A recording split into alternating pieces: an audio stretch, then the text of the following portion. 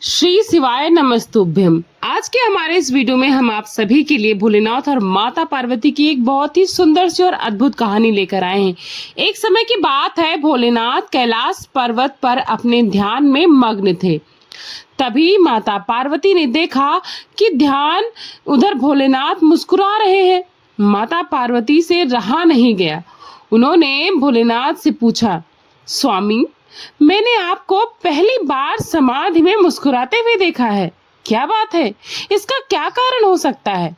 यह सुनकर भोलेनाथ बोले, पार्वती, आज मैंने अपने एक भक्त को और उसकी पत्नी का संवाद सुना, जिसे सुनकर मैं मुस्कुराया। बिना मुस्कुराए मुझसे रहा ही नहीं गया। भोलेनाथ आगे बोले, हे पार्वती, मृत्युलोक में मेरा एक पर तत्व ब्राह्मण है जो मेरे मंदिर का पुजारी भी है और दिन रात मेरी सेवा पूजा किया करता है और उसी में लगा रहता है। और मंदिर के पीछे एक छोटी सी कुटिया में उसका निवास स्थान है, यानी कि वहीं पर रहता है। और उसकी पत्नी चाहती है कि वह मंदिर में आने वाली दान दक्षिणा के भरोसे न रहकर कमाई करे कुछ और अपना घर बना ले। उसके घर में धन दौलत, जिससे वह सब सुख भोग सके। पुजारी दिन रात मुझसे अपनी पत्नी का सपना पूरा करने का अनुग्रह भी करता रहता है।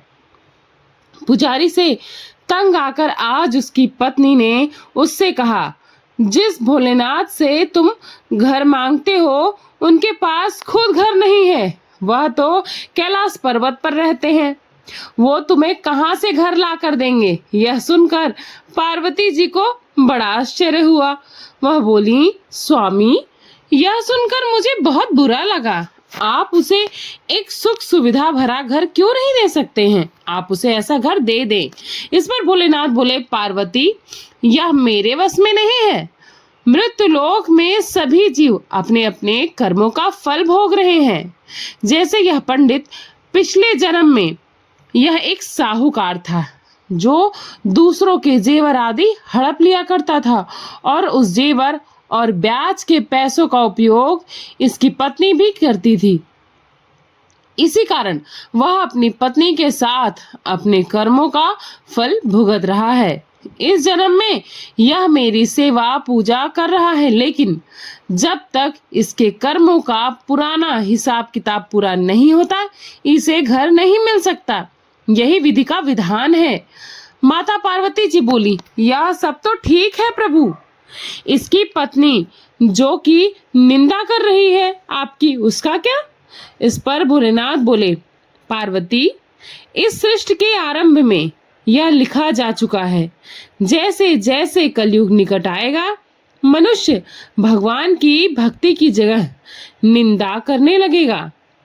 जो व्यक्ति इस कठिन समय में भी प्रभु की भक्ति करेगा उसे मुक्ति प्रदान होगी। इस प्रकार धीरे धीरे उसके प्रारब्ध कट गए और उसके बाद भोलेनाथ ने उसे एक अच्छा सा घर वरदान स्वरूप दे दिया और उसके स्वप्न में आकर कहा कि यह तुम्हारे लिए पूजा की भक्ति का फल है और इसे मिलने में विलंब होने का एकमात्र कारण ये है कि तुम्हें अपने प्रारब्ध भोगने बाकी रह गए थे।